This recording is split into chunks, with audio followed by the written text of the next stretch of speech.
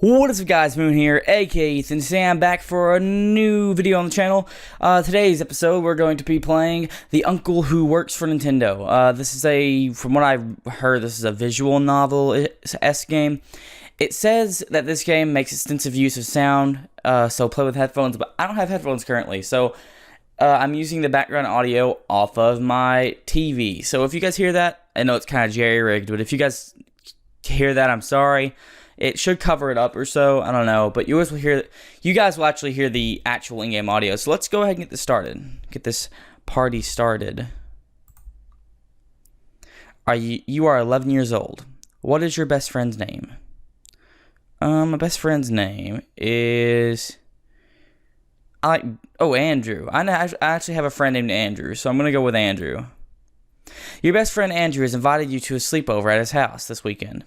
You've been friends since first grade, so asking your mom is basically only a formality. So, what do I click? Did I click one of these things? You've never confirmed this, but you suspect the babysitter may charge extra when there are two kids. You sometimes feel like staying somewhere else is the only way you can help. Wait, okay, so that's okay. Okay, I get it. I don't know, I somewhat get it. Your choices are those. Okay. Okay, so I click that. On a Friday night, you're home for only a few hours, long enough to pack. Get enough. Okay, yeah. It's hard to read because I don't have my glasses right now, but on Friday night, you're home for only a few hours, long enough to pack.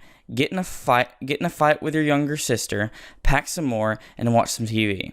At 6 sharp, you're standing on the sidewalk outside Andrew's house, while your mom idles in her car nearby.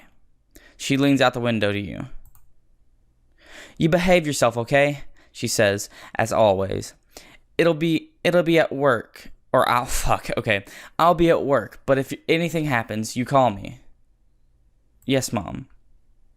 I'll pick you up tomorrow at 3, she says, again as usual, but then she pauses, looking at the sky, which has been overcast throughout the day. If you play outside, she adds, be careful, it's probably gonna rain. Kiss Mom goodbye. Okay.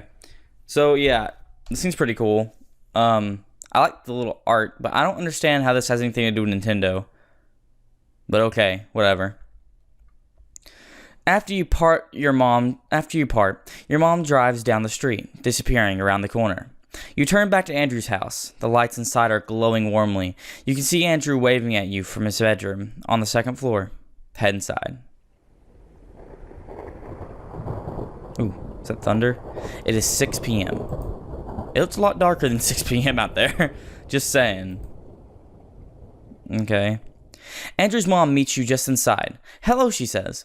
Dinner will be ready in just a few minutes, but you can drop your stuff off in the den. You and Andrew are camping out there tonight. Nodding, go to the den. Okay, cool. Let's go cool. We're chill. We understand the lingo. You drop your sleeping bag and overnight bags in the corner of the den, and then pause to take a look around. Behind the couch, a grandfather clock is ticking softly. Through a set of patio doors on the far side of the room, you can see the sky. It's just as gray as it was when your mom left. Framed pictures line the walls over the dark fireplace. Framed pictures line the walls, and over the dark fireplace hangs a monstrous pair of antlers from a buck that Andrew's dad shot years ago. And of course, there's the big screen TV. Okay, so I've actually only known one person that owned a grandfather clock. That was my grandmother. And it was super annoying. So I don't know, maybe it's symbolism, it's foreshadowing the grandfather clock or the deer or whatever. I don't care. Sometimes it makes you uncomfortable how much nicer Andrew's house is than yours. Anyway, you drop your sleeping bag and overnight bags in the corner of the den, and then you pause to look around. Oh wait, I already know this. Big screen TV. Andrew entered the room. Oh yeah, okay. This we already read this portion. Okay, Andrew entered the room while you weren't paying attention, and he now stands in the doorway, smiling expectantly. Are you ready for dinner? He asked. Yeah, we are ready for dinner. Dinner passes quickly. Tonight's meal is spaghetti and meatballs. One of Andrew's favorite meals. And mine too, man. I feel ya. It's actually my favorite food, spaghetti is. I'm not too big of a fan of meatballs, though, unless it's Chef Boyardee. As his mother points out while piling a helping on your plate, Andrew's father cracks a beer and jovially interrogates you about how much trouble you and Andrew are getting into in school. Dessert is heaping bowls of ice cream drizzled with chocolate syrup. You can't, or chocolate sauce it says, but I call it syrup, not chocolate sauce. You can't even finish yours. The grandfather clock in the den chimes. Okay, so this is some foreshadowing, I guess. You go along now, says Andrew's mom, smiling from her side of the table. We'll clean up in here. Let's go get the TV ready, says Andrew. The two of you leave the dining room and head upstairs. Andrew's room is immense. You stay in the den because the TV is larger there. But there's a sizable one here, flush with the walls opposite the full-size bed. We'll take the N64. I guess he's implying it's N64. He says 64, and it has something to do with Nintendo, so I guess it's the N64. We'll take the N64 down first, says Andrew, heading towards his TV and opening the entertainment center cabinet. It's his prerogative, of course. He gets to choose what you play first, usually. But as Andrew begins unhooking the cords of the N64 from the TV, you catch sight of other things he has in there. All the major stuff. An old SNES, a PlayStation, and a Dreamcast. Dude, I have those. They're over there. I can hear that thunder. But some other things too. Things you don't really recognize. A large black box with green highlights. A smaller purple one. A strange white and yellow tower that looks like it has gloves resting on it and hooks on either side. A compact white cone. He's talking about like a Virtual Boy or something. What are those? Andrew looks at the clutter in his cabinet. Oh yeah, he says, they're pretty cool. I can't show them to you though. They're still secret. I promised my uncle. Of course, you suddenly remember his uncle. The uncle who works for Nintendo. There's the title, guys. That's how you know it's getting fucking real. In the corner, the grandfather clock is ticking softly through the nearby set of patio doors. Oh, what is this? Frame pictures on the walls. Andrew is parked in the front large TV. Andrew is parked in the front of the large TV, playing something on the N64.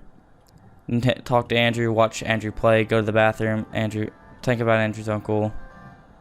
Let's go to the bathroom, because we have to take a whopping shit. Apparently.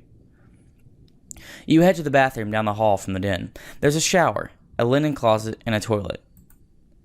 It's a linen closet filled with large, fluffy towels and washcloths. You're not sure why you looked in here. Toilet. You don't have to go right now. Shower. Shower is pristinely clean. Are you done here?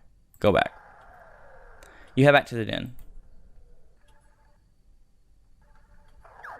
Okay, let's go to the kitchen. I hear them noises. You head towards the kitchen, thinking you may grab a soda from the fridge. On the way, you have to head through the dining room. Andrew's mom and dad are still there. Okay. The table hasn't yet been cleared, and they're still sitting in the exact same place as you left them. In fact, you realize they aren't moving at all. They sit there, completely still, like mannequins. Andrew's dad is holding up his glass of lemonade, as if getting ready to take a drink. Andrew's mom has her head turned and her mouth slightly open, as if she froze immediately after you and Andrew left the dining room. Attempt to talk to them, ignore them, and slip on. No, it's attempt to talk to those guys. They're fucking zombies. Hello? Are you okay? They don't respond. Thunder rumbles outside. They don't seem to notice. This isn't funny. I'm sorry. I'm just going to the kitchen. Let's ask. Please, are you okay? They aren't even blinking. Run past them to the kitchen. Let's go to the kitchen. You are in the empty kitchen. The dining room is behind you. You could grab something out of the fridge or exit through the back to return to the den. The fridge. Cold pizza. Oh, water. Well, I need a water pitcher. Let's grab a soda. You grab a soda and exit the kitchen. Back to the den. We got a soda like we needed. Okay. Hopefully we didn't need anything else in there, like a fucking water pitcher. Because I made fun of it. The clock chimes. You are in the den. Okay. Watch Andrew play. Andrew decides you should play the next game alone. It's pretty boring. You're at the party having a conversation with a man in the business suit. But for some reason you can't move the camera up to see above his mouth. He's always smiling. He tells you a story about how people always mistake him for someone else. Did you figure it out? Asked Andrew. Once the man in the game has apparently stood up and left the conversation. Figure what out? Andrew laughs. I guess not, he says, before putting his choice of game into the N64. You realize you've played for quite some time. Okay, so we're back here. Well, what is this? Andrew's mother bustles into the room, holding up a large ceramic bowl filled with popcorn under her arm. Your jaw tightens as she casts a sunny smile in your direction. There's no sign of the horrible mannequin you saw earlier. How are you kids doing? She asked. Good, says Andrew, his eyes not moving from the television. I hope you're having fun, says Andrew's mom. Here's some popcorn, extra butter. She places it on the floor next to Andrew. Almost immediately, Andrew is shoveling popcorn into his mouth. Meanwhile, his mother smiles first at him, and then back at you.